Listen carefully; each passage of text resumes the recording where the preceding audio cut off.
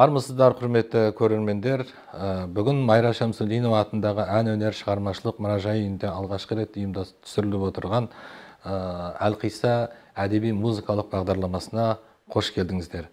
Бүгінгі біздің бағдарламамыздың қонағы, бүгінгі әңгімемізге тұздық болсын деген ниетпенен біздің Павлодар өңірінің әншісі, жыршы, термеші, дәстүрлі әнші Салтанат Қисатова қонақта бізде. Қош келдің, Салтанат. Құрметті көрермендер, бүгінгі біздің осы бағдарламамызда өзіміздің әйгілі жерлесіміз Павлодар ертіс өңірінде дүниеге келген Майра Вәлиқызы Шамсудинованың ән мұрасына арнамақпыз. Майраның артында қалған әндері біраз баршылық, бізге белгілісі 7-8 әні. Бірақ қазіргі уақытта Майраның тағы да басқа біз білмейтін әндері табылып жатыр. Енді Майра Вәлиқызы Шамсудинованың өзіне келетін болсақ, көпшілік Майраны бір өмірі сондай бір әнмен, өнермен, көңілді көтеріңкі өткен адам ретінде елестетуі мүмкін. Бірақ Майраның негізінде өмірінің көбісі үлкен бір мұңды, қайғылы, сондай бір ауыр жағдайда өткен. Оған дәлеліміз Майраның әндерінің ішіндегі Майраның өзінің бір азалы ән деп кезінде Александр Викторович Затаевич баға берген, Ахмет Жұбановтар үлкен баға берген әні, ол Бақша әні. Сол бүгінгі біздің музыкалық әдеби кешіміздің бір тақырыбы да осы Майраның Бақша әні, тағы да басқа әндеріне арнамақпыз. Майраның енді қысқаша айта кететін болсақ, осы әннің шығу тарихына Майра алғашқы жары Жаржан Мұса Шормановтың немересі Жаржан екенін білесіздер. Майра осы Жаржанмен 2 жылдай тұрмыс құрып, кейіннен Жаржан науқасқа шалдығып, Омбы қаласында жасалынған отаның салдарынан ол кісі дүниеден өтіп, Майра осы Керекуге қайтып келген болатын. Сөйтіп ол кісі Майра анасы екеуі үйінде тұрып жатып, осы Керекуде жүріп, ойын сауық бір кеште Әбілмәжін деген өзі сері, өзі палуан, өзі оқыған көз ашық азаматпен танысып, сол кісімен еріп Семейге барып, Семейде тұрды. Кейіннен шешесін алдыртып, Семейге үшеуі бақытты, жақсы отбасы ретінде өмір сүріп атқан болатын. Бірақ енді Семей өнердің, әннің ортасы болғандықтан, ол жерде жиі-жиі ән кештері ұйымдастырылып, Майраны жиі сол әндерге шақырып отырған. Ол жерде Әміре Қашаубаев сияқты әншілер, Әсет Найманбаев сияқты әншілер, көптеген әншілер сол Семейде ойын сауық кештерінде өздерінің өнерін көрсетіп, оның ішінде Майра да болды. Енді әйел адамға өнер жолы деген өте ауыр жол ғой. Сол өнер жолында Майраны көбі көре алмай, артынан сөз ертіп, алып қашты әңгімелер айтып, оның барлығы Әбілмәжін жолдасына жетіп, сөйтіп соңында Әбілмәжін екеуі айырылып тынады. Сөйтіп Майра Керекуге өзі жалғыз келеді. Жалғыз келеді дейтін себебіміз, Майраның анасы да сол Семей қаласында дүниеден өтіп, сол жерде қалып қояды. Сөйтіп, Майра Керекуге жалғыз келіп, өзімен өзі мұңдасып, өзімен өзі сол қайғысын бөлісіп, кейіннен сол ішіндегі шері Бақша деген әнге айналып, сөйтіп, сол Бақша деген әні дүниеге келген екен. Сол Бақша әнінің сөзінде Майра Әбілмәжінге миы суыққа түсір, миы отқа түсір, мейлің отқа түсір, соңынан ердім өз басымда өзіңе арнадым деген сөздерді соның айғағы ретінде айтылады. Енді Бақша әнінің жалғасы сияқты болып көрінетін ол толқыма әні. Салтанат, сол осы толқыма әнде де Майра өзінің тағдырын, жаңағы жеңіл болмағандығын, өзінің артында інісі, ағасы жоқтығын айтып, осы толқымада да біраз шерін айтқан әннің бірі. Енді сол толқыма әніне кезек берсек.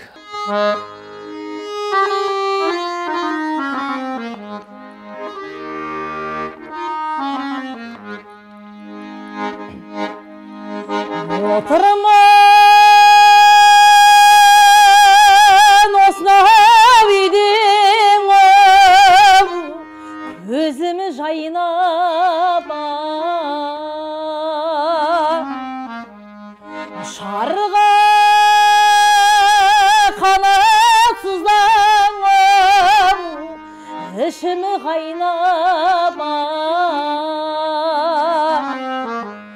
түлектен жаңа ұшқан ақсын қарадай кез қылған бақытыма үй шіркін сіздердайда ойрар айрым әрида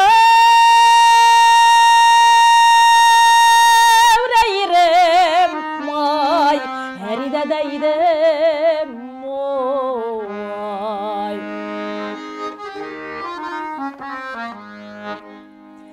болғанда шешем қазағым әкемі татара майраның жүрген жері күнде думана билігі өз басымнан ер көзімдей қызығып қыз емеспін үй шіркін малға сатар ойрар айрым әрида айрым май әрида дайдым ой. Ой, рахмет. Тамаша, керемет ән.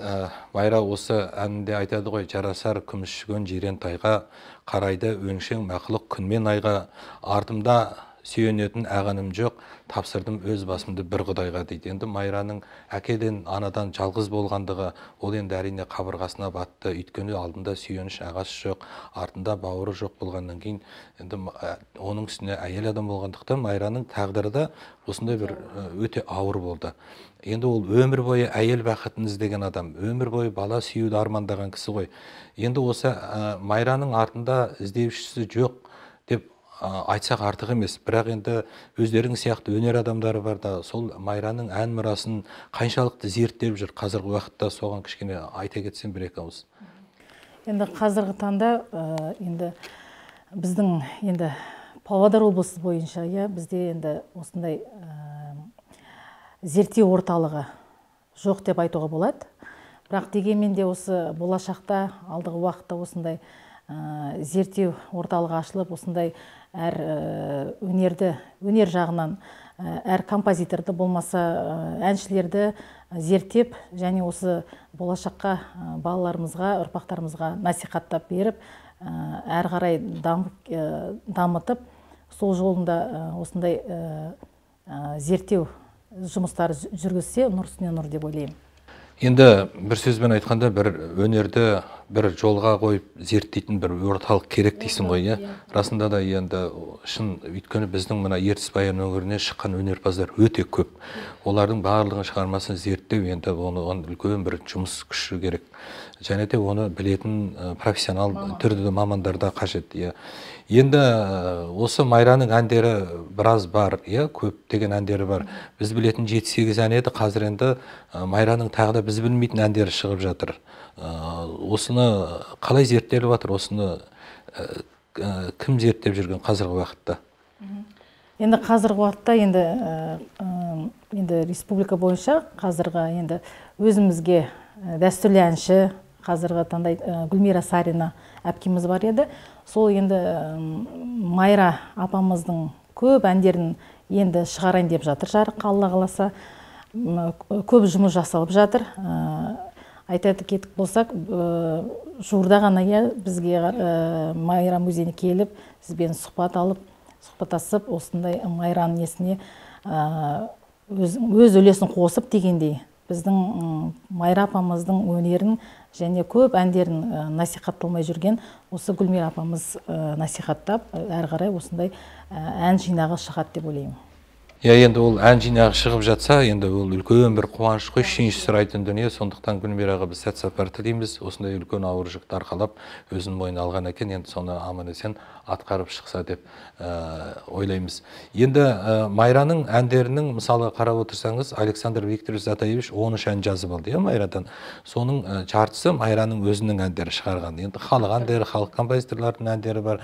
Соның ішінде біз білетін тарихтан Қаныш Имантайұлы Сәтбаев 26 ән Затаевичке жазып берген екен, өзіні орындап. Соның ішінде Майраның ертістің арғы жағы деген әнімен осы бақша ән екен. Оны Затаевичтің сұрауымен орысшаға аударып, жаңағы сөзін түсіндіріп айтып берген екен де, бірақ енді ол кісі ұлты басқа болғаннан кейін жаңағы жинаққа кішкене ол бақша әні ауысып кеткен екен әндерінің орнына. Кейіннен осы әндерге бір репрессия жасалынды ғой, қазақ әндеріне де бір үлкен бір сондай бір қиянат жасалынған кезде әндердің Гүлмираның айтуы бойынша Саринаның Иса Байзақов осы бақша әніне өзінше бір сөз жазған екен де, енді әндерді аман алып қалу керек болған ғой. Енді ол жердегі сөз енді Майраның бір бақытты сәті, бақшаның ішінде бір әдемі бір отырысы ретінде суреттелінеді. Ал біз білетін бұрынғы түрінде Майраның бақша әні, оны жаңағы Затаевич та айтты, Ахмет Жұбанов та Майра бақша деген ән Майраның бір азалы әні сияқты деп. Олар енді ол кісілер дәл соның бір несін қоя білген екен. Енді Майраның өзінің төлқұжатындай болып кеткен тамаша бір әні, ол Майра деген әні. Сол Майра деген әнін бір орындап берсем біздің көрермендерімізге. Рахмет.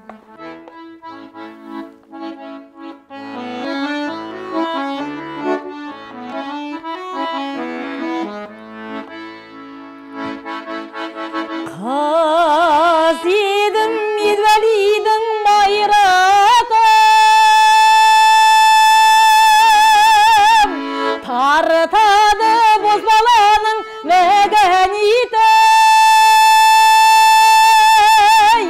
Құрбылары жастық шақта ойнады күліп, қартаяр күлкі қашар. Вақыт жақын Майра, Майра, қызыл тілім сайра, сайра, қарара көрейра, Майра, шырға осындайдай. Майра, Майра, қызыл тілім сайра, сайра, керек көлік Майра, Майра, шырға осындайдай.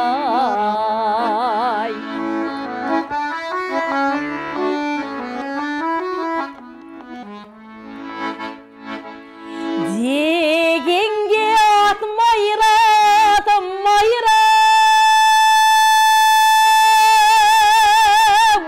отыз тіз көмекеймен тілім сайра. Қолыға алып сырнайыммен ән шырқасам, ілесер сонда маған. Жігіт қайда Майра, Майра, қызыл тілім сайра, сайра, қарара көрейра, Майра, шырқа осындайдай. Майра, Майра, қызыл тілім сайра, сайра, қарара көрейра, Майра, шырқа осындайдай. Ой, рахмет, тамаша. Салтанат, өзің сияқты Майра апамыздың ән аманатын арқалап, соған қиянат жасамай елге насихаттап жүргендеріңізге сіздерге көптен көп рахмет, шығармашылық табыс тілейміз. Ал енді құрметті көрермендер, осымен біздің Әлқисса атты әдеби музыкалық бағдарламамыздың бірінші қойылымы да өз мәресіне жетті. Келесі кездескенше күн жақсы болсын, сау болыңыздар, аман болыңыздар. Майра тек қана Ертіс өңірінің ғана, біздің ғана мақтанышымыз емес, Майра ол бүкіл қазақ елінің мақтанышы. Сондықтан біз қайда барсақ та бізге Қаныштың елінен, Шәкеннің елінен емес, Майраның елінен келді деп сөйтіп қарсы алады. Солай ғой. Сондықтан келесі кездескенше сау саламат болыңыздар. Майра сияқты тұлғаларымызды ұмытпайық, аман болайық. Жақсылықта жолыққанша күн жақсы болсын.